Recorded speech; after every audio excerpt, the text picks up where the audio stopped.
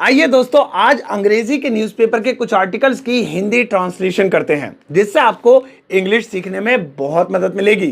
तो गाइस चलिए शुरुआत करते हैं अंग्रेजी के इस न्यूज़पेपर के एक छोटे से आर्टिकल से और इसको डिकोड करते हैं, इसकी हिंदी बनाते हैं। देखिए यहां पर लिखा हुआ है शुरुआत में on Thursday.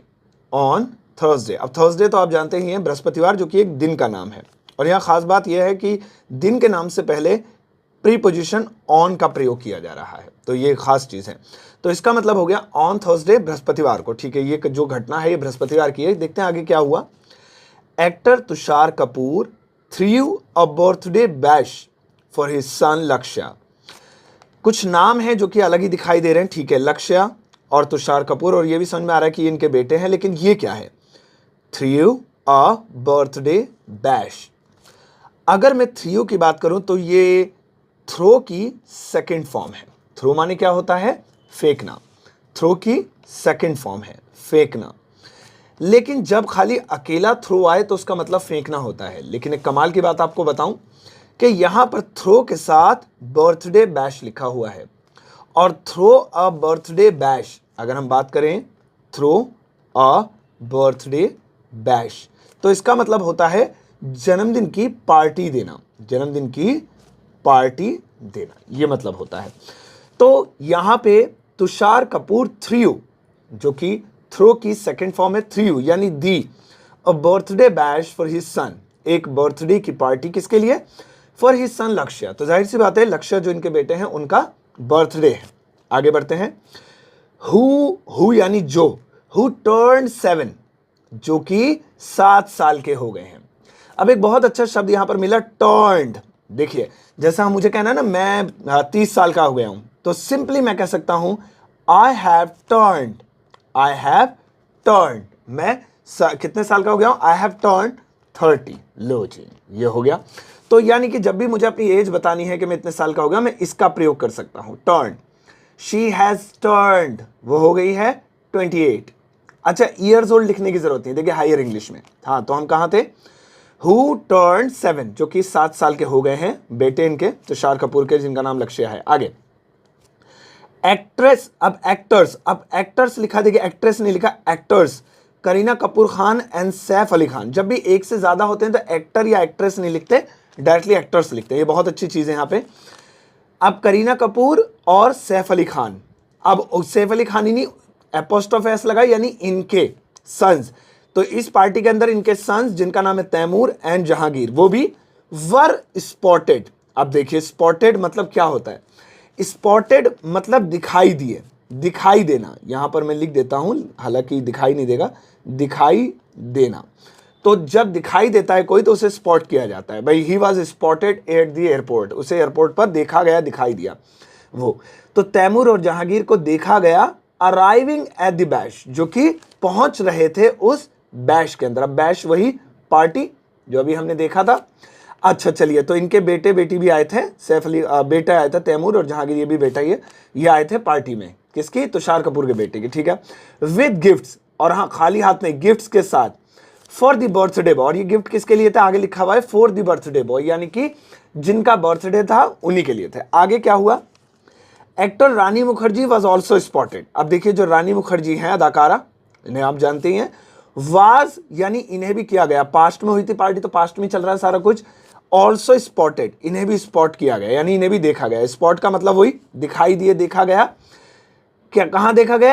At the celebrations, इस सेलिब्रेशन में जो पार्टी चल रही है। और हाँ, इन द सेलिब्रेशन, देखिए मैं होता अगर ये आप होते तो हम सोचते इन लगेगा, लेकिन एक करेक्ट इंग्लिश में सेलिब्रेशन के लिए एट का प्रयोग करते हैं। At the party, at the celebration. ठीक है, अब इस सेलिब्रेशन में दिखाई दिए।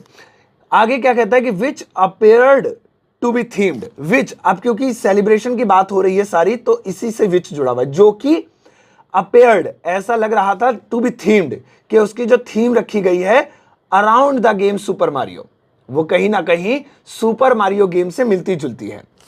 चलिए ठीक है, अब अराउंड का मतलब क्या होता है? आसपास, ये अराउंड है, और इसका मतलब अगर हम देखें तो वही होता है आस पास, है ना। तो उसके आसपास रखी गई है या वैसी ही थीम रखी गई है, कुछ ऐसा है यहां पे। चलिए आगे बढ़ते हैं।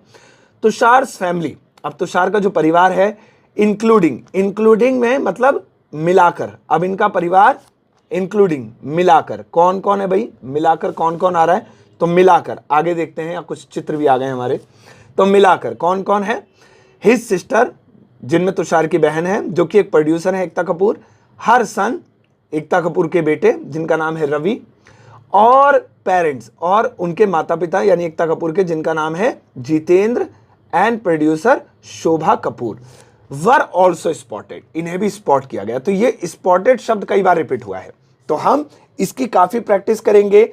आई वॉज स्पॉटेड, मैं दिखाई दिया, शी वॉज स्पॉटेड, अरे यार तुम्हें पता है एक छिपकली दिखाई दी, a lizard was spotted on my wall, इस तरह से।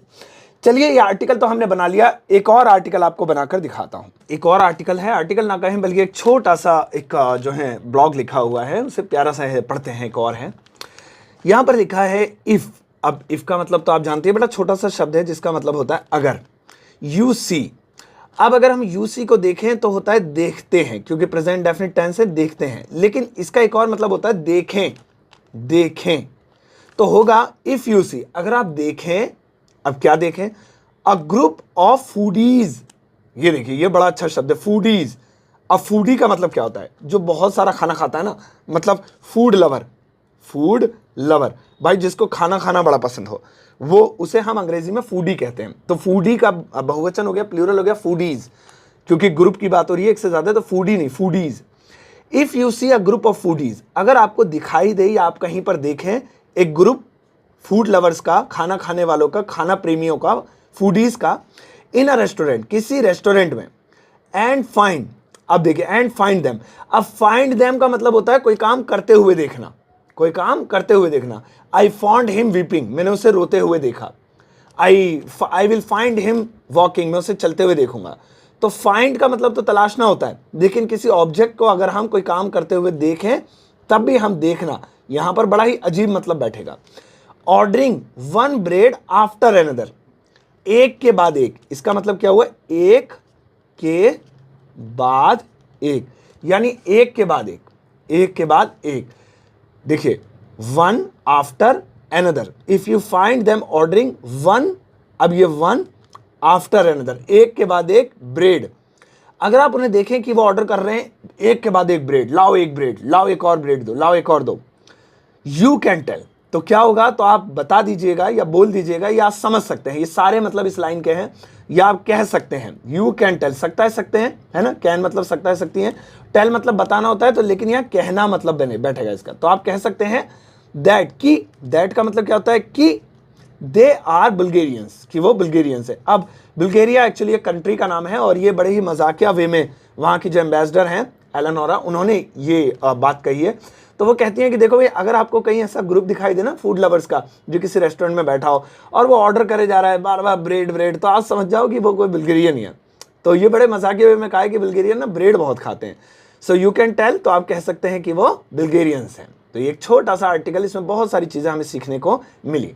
एक और करते हैं, इस समय एक और आर्टिकल मेरे पास है, और ये छोटे से इस जो है सर्कल में हमें दिया हुआ है। चलिए आइए देखते हैं। शुरुआत है सोनू निगम, इन्हें कौन नहीं जानता, सब जानते हैं। परफॉर्म्ड, सोनू निगम परफॉर्म्ड, बड़ा ही छोटा सा सेंटेंस है, यानी सोनू निगम ने परफॉर्म किया। ये परफॉर्म्ड सेकंड फॉर्म है, वर्ब की सेकंड फॉर्म, परफॉर्म की। परफॉर्म किया, कहां किया, एट अ शो, एक शो के अंदर। अब देखिए यहां सबसे खास बात यह है कि परफॉर्म के साथ जो प्रीपोजिशन यूज होगी वो एट यूज होगी। जैसे कि मैं पार्टी में परफॉर्म करूंगा, so I will perform at a party, या मैं एक शो में परफॉर्म करूंगा, एट अ शो। देखिए यहां पर एट अ शो, तो ये बहुत काम की चीज है। अब ये शो कहां हुआ था, इन बेंगलुरु। अब देखिए बेंगलोर को अंग्रेजी में बेंगलुरु बोलते हैं, इस तरह से लिखते हैं, मतलब इन बेंगलुरु। लेकिन खास बात आगे लिखिए, इन अ रेड ट्रैक सूट, एक रेड ट्रैक सूट में। देखिए यहां पर आप सोनू निगम को देख भी पा रहे होंगे, एक रेड ट्रैक सूट में ये है। तो कुल मिलाकर ऊपर ये लिखा हुआ है कि सोनू निगम ने परफॉर्म किया एक बेंगलोर के एक शो में, लेकिन खास बात ये है कि रेड ट्रैक सूट में। अच्छा यार, ये तो कमाल है, मतलब सिंगर रेड ट्रैक सूट में शो कर रहे हैं। तो क्या हुआ था आइए जानते हैं। आफ्टर एन एयरलाइन, अब क्या हुआ था, आफ्टर, अब यहां से हमारी बात शुरू होती है। इन्हें तो समझा दिया, सोनू निगम परफॉर्म कर रहे थे, या उन्होंने किया बेंगलुरु में एक ट्रैक सूट में। भाई ट्रैक सूट में क्यों, बात यहां शुरू होती है आफ्टर, किस घटना के बाद, वो घटना यहां लिखी है। एन एयरलाइन, देखिए हवाई जहाज को अंग्रेजी में एरोप्लेन के अलावा एयरलाइन भी बोलते हैं। एक एयरलाइन फेल्ड, जो कि फेल हो गई, यानी फेल हो गई। अब किस चीज में फेल हो गई? फेल्ड हो गई, फेल हो गई। किस चीज में फेल हो गई? To carry his luggage. Carry का मतलब होता है ले जाना, ले जाना, ले जाने में फेल हो गई। क्या ले जाने में? लगेज। अच्छा, तो कुल मिला के पता ही चल रहा है कि जो एयरलाइन थी इनका सामान ले जाने में फेल हो गई, भूल गई। ठीक है। The singer shared on Instagram. जो सिंगर, अब किस सिंगर की बात हो रही है भाई? ऊपर सोनू निगम लिखा है तो यही सिंगर है, इन्हीं की बात हो रही है। इन्होंने इंस्टाग्राम पर शेयर किया। क्या शेयर किया? अब ये जो दो इन्वर्टेड कॉमा ये जो आ जाते हैं ना, इसे कोटेशन मार्क बोलते हैं। वैसे ये दो आते हैं तो ये बात होती है, जो सिंगर ने कही है वो बात है। क्या कही है? When you are one of 15 passengers, जब आप 15 पैसेंजर्स में से एक ऐसे पैसेंजर हो, यानी इसका मतलब वो 15 पैसेंजर्स होंगे जिनका सामान छूट गया होगा और उन्हीं में से ये एक है। तो क्या you are one of the 15 passengers whose bags, जिनके, तो हुज का मतलब क्या होता है? जिसका, जिसकी, जिसके। हुज का मतलब होता है जिसका, जिसकी और जिसके। तो क्या कह रहे हैं आगे? ये कह रहे हैं कि हुज, जिसका, bags, bag Air India does not bother to load. हाँ देखिए, ये बड़ा अच्छा फ्रेज है, बॉदर टू लोड, यानी कि लोड करने की जहमत उठाना, लोड करने की परेशानी उठाना। तो ये कहना चाह रहे हैं कि मैं उन 15 पैसेंजर में से एक पैसेंजर हूं जिनका सामान लोड करने की परेशानी नहीं उठाई एयर इंडिया वालों ने। तो यहां पे एयरलाइन का नाम भी लिखा हुआ है। तो बॉदर टू लोड, तो यहां परेशानी नहीं उठाई। बॉदर माने परेशान होना, टू लोड उठाने के लिए, भरने के लिए सामान। यू एंड अप परफॉर्मिंग, और आप खत्म करते हैं, एंड अप, अपनी performance in the same airport cloth, उन्हीं कपड़ों में जो आपने एयरपोर्ट पर पहने थे।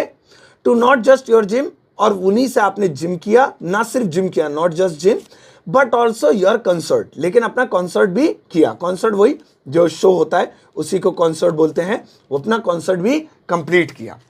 तो कुल मिला के अगर मैं इस न्यूज को पढ़ूं तो इसमें ये समझ में आ रहा है सोनू निगम को ये लाल ट्रैक सूट में ही करना पड़ा अपना शो, और जिम भी जाना पड़ा इन्हीं कपड़ों में। यही एयरपोर्ट के कपड़े हैं, क्योंकि उनका जो बैग था वो एयर इंडिया के फ्लाइट में पीछे छूट गया, लेकर नहीं आई फ्लाइट साथ, और वो अकेले आ गए जहां जाना था उन्हें। और वो अकेले ही ऐसे नहीं थे, 15 पैसेंजर थे।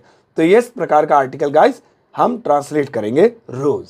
सो गाइस, रोज हम इसी तरह से छोटे छोटे आर्टिकल्स, न्यूज, स्टोरीज ट्रांसलेट करेंगे, जिसके जरिए आप ढेर सारी नई नई वोकैबुलरीज, वर्ड मीनिंग्स और ढेर सारे फ्रेजेस सीख सकते हैं। अब ऐसे ही मेरे साथ रोज जुड़े रहने के लिए मेरे इस YouTube चैनल सरताज क्लासेस को सब्सक्राइब कर लीजिए, जो कि एकदम फ्री है। और हाँ, इस वीडियो को भी शेयर कर दीजिए।